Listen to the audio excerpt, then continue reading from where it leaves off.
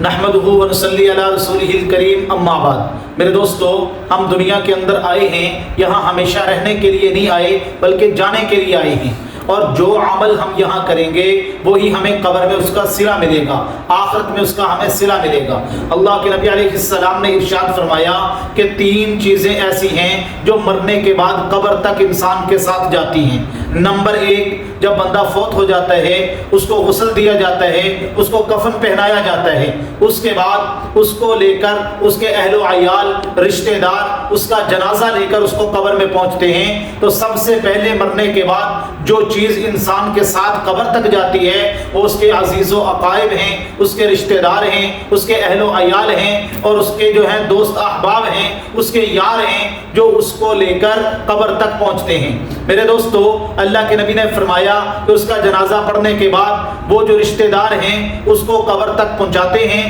دوسری چیز جو بندے کے ساتھ قبر تک جاتی ہے وہ اس کا مال ہے، یعنی اکثر مال تو وہ پیچھے چھوڑ جاتا ہے لیکن مال کا کچھ نہ کچھ حصہ وہ بندے کے ساتھ قبر تک جاتا ہے، مثلا اس کا کفن ہے، چارپائی وغیرہ ہے، تو یہ چیزیں قبر تک اس کے ساتھ جاتی ہیں۔ اللہ کے نبی نے فرمایا کہ اس کے بعد تیسری چیز جو بندے کے ساتھ قبر تک جاتی ہے وہ اس کا عمل ہے۔ پھر حضور نے فرمایا 2 چیزیں قبر سے واپس لوٹ آتی ہیں، ایک اس کے اہل و عیال، رشتہ دار جو ہیں اس کو قبر میں دفن کرنے کے بعد واپس آ جاتے ہیں، دوسرا اس کا مال یعنی چارپائی وغیرہ وہ بھی واپس کر دی جاتی ہے، اور قبر کے اندر جو بندے کے ساتھ چیز جاتی ہے وہ ایک ہی چیز جاتی ہے، وہ ہے بندے کا عمل۔ اگر عمل اچھا کیا ہوگا تو یہ قبر جو ہے یہ گڑھا نہیں ہے بلکہ یہ جنت کے باغوں میں سے ایک باغ ہے۔ یہ قبر کو اللہ منور کر دیں گے، روشن کر دیں گے، تا حد نگاہ اس قبر کو بندے کے لیے اللہ کشادہ کر دیں گے۔ میرے دوستو، اس لیے